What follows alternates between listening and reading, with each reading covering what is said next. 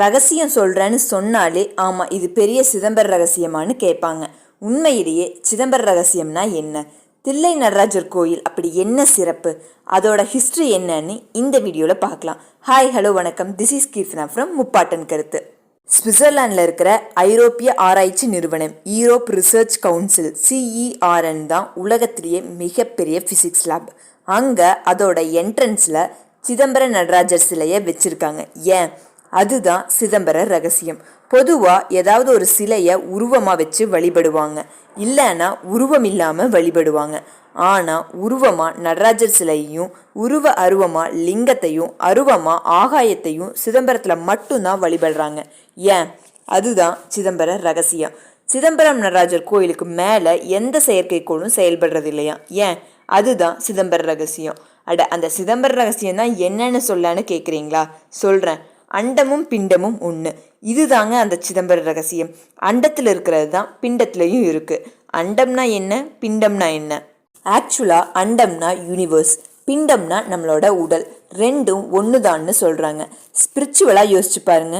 ஒரு உயிர் இந்த பூமியில் பிறக்குது. நம்ம வாழ்கிறோம், படிக்கிறோம், வேலைக்கு போகிறோம். வெற்றி, தோல்வி, போட்டி, பொறாமை, சண்டை இதெல்லாம் பார்த்தோன்னா ஒன்றுமே இல்லை. கடைசியில் நம்ம இறந்ததுக்கப்புறம் 1 வருஷம் நம்ம ஃபேமிலியில் இருக்கவங்க வருத்தப்படுவாங்க. அதுக்கப்புறம் 10 வருஷம் கழித்து, 30 வருஷம் கழித்து, அதுக்கப்புறம் வர்றவங்களுக்கு நம்ம யார் என்ன எதுவுமே தெரியாது. நம்ம என்ன பண்ணோம் எதுவுமே தெரியாது. இன்க்ளூடிங் நம்ம ஃபேமிலியில் நம்ம ஜெனரேஷனில் வர்றவங்களுக்கு கூட தெரியாது. யோசிச்சு பாருங்கள். நம்ம தாத்தா பேர் நமக்கு தெரியும், அவங்க அப்பா பேர் கூட நமக்கு தெரியாது. அதுதான் வாழ்க்கை. அதை உணர்த்தது தான் இந்த சிதம்பர ரகசியம். சிதம்பர நடராஜர் சிலை, கோயில் அமைந்த விதம், அங்கே நடக்கிற வழிபாடு, இந்த 3 தான் சிதம்பர ரகசியம். யூனிவர்ஸ், அதாவது இந்த பிரபஞ்சத்தோட வடிவமாக இந்த நடராஜர் சிலை இருக்கு.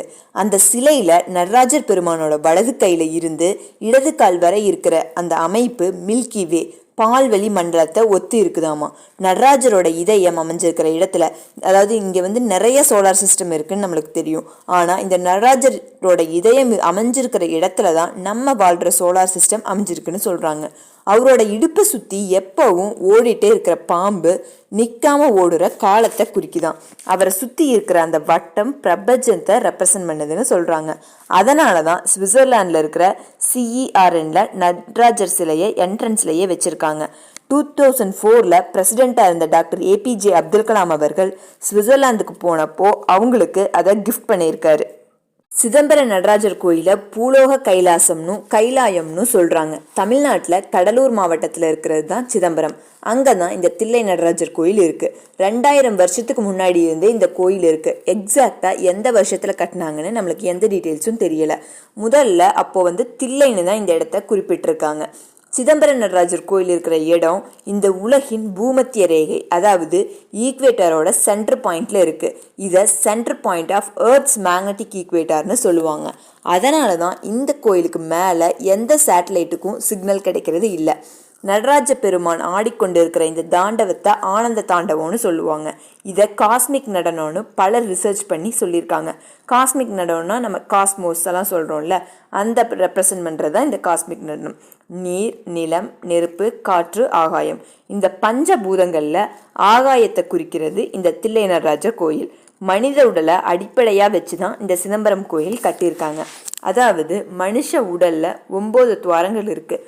கண் 2, காது 2, மூக்கு துவாரம் 2, வாய் 1, பிறப்புறுப்பு 1, மல உறுப்பு 1, 9 துவாரங்கள் இருக்குது. அதே மாதிரி கோயில்லையும் 9 நுழைவு வாயில் இருக்குது. கோயில் கற்பகிரகத்துக்கு மேலே இருக்கிற பொற்கூரையில் 21,600 தங்கத்தகடுகள் வச்சு மேய்ஞ்சிருக்காங்க. இது எதை குறிக்குதுன்னா, ஒரு மனுஷன் ஒரு நாளைக்கு சராசரியாக 21,600 டைம் சுவாசிக்கிறான். அந்த தங்கத்தகடுகளான கூரை மேயறதுக்கு 72,000 தங்க ஆணிகளை யூஸ் பண்ணியிருக்காங்க. அது எதை குறிக்குதுன்னா, நம் மனுஷன் உடலில் 72,000 நரம்புகள் இருக்குதான். அதை தான் அதை ரெப்ரசன்ட் பண்ணுது. பொன்னம்பலம், அதாவது கோயில் மேலே 9 கலசமும் கொஞ்சம் லெஃப்ட் சைடு தான் இருக்குமா. அது ஏன்னா நம்ம ஹார்ட் நம்ம உடலில் லெஃப்ட் சைடாக இருக்கிறத குறிக்கிறது தான் அந்த 9 கலசமும் லெஃப்ட் சைடு இருக்கிறது.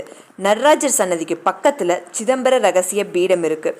அதுக்கு பக்கத்துலேயே திருவுருவம் எதுவும் இல்லாமல் பொன்னாலான வில்வ மாலை ஆகாயத்துக்கு அனுப்பிச்சு சிதம்பர ரகசிய காட்சியாக அங்கே பிரதிபலிக்குது. அந்த பீடத்தில் தீபாராதனை காட்டுறப்போ அங்கே எந்த உருவமும் இருக்காது. வெறும் தங்கத்தாலான வில்வ மாலை மட்டும்தான் தெரியும். இந்த உலகமும் அப்படிதான், பொருட்களால் நிறைந்தது வாழ்க்கை இல்லைங்கிறத உணர்த்துறதுக்காக தான் அப்படி எந்த உருவமுமே இல்லாம வழிபாடு செய்யறாங்க.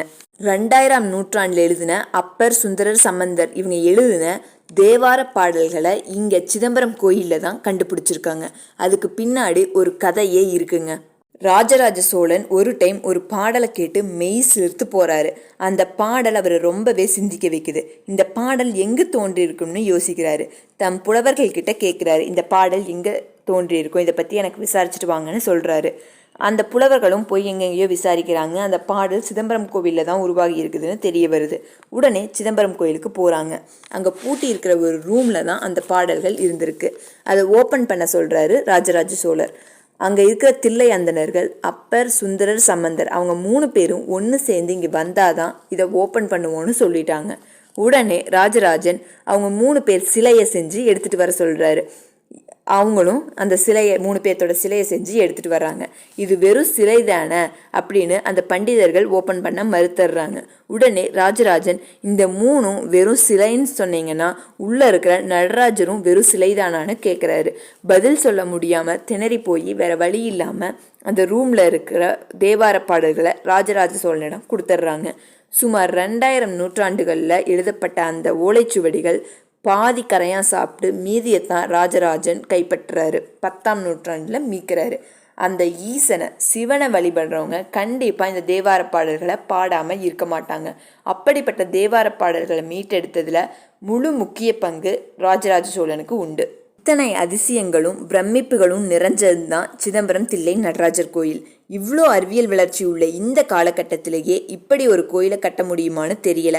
ஆனால் எந்த ஒரு வளர்ச்சியும் இல்லாத பல 1000 வருடங்களுக்கு முன்னாடி தமிழர்கள் இப்படி ஒரு கோயிலை கட்டியிருக்காங்கன்னா நினச்சாலே பிரமிப்பாக இருக்குங்க. இது ஒரு ஆன்மீக இடம் மட்டும் இல்லை, அந்த காலத்தில் சயின்ஸ் ரிசர்ச் சென்டராகவே இருந்திருக்கு. இதில் உங்களை ரொம்பவே பிரமிக்க வச்ச விஷயம் எதுன்னு கமெண்ட்டில் சொல்லுங்கள். இந்த மாதிரி நிறைய யூஸ்ஃபுல்லான இன்ஃபர்மேஷன் தெரிஞ்சுக்கணுன்னா நம்ம சேனலை மறக்காமல் சப்ஸ்கிரைப் பண்ணிடுங்க.